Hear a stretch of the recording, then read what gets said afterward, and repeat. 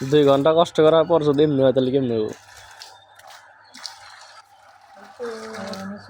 আমার ধারণা পানি উঠার কথা ছিল তো। পানি দূরে রাখতে পারে না। দেড় ঘোড়া মোটর নিয়ে এলাম, যদি পানি না রাখতে পারে তো কোনটা দেড় ঘোড়া না, দেড় ঘোড়া মোটর এই নেমপ্লেট দেড় ঘোড়া না,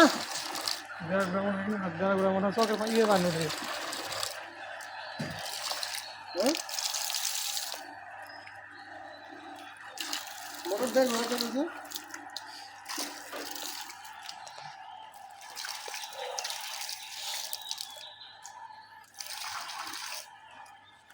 এমন কথা। কষ্ট করলাম। আচ্ছা বোরিং করলে কি হওয়ার সম্ভাবনা আছে ভাই?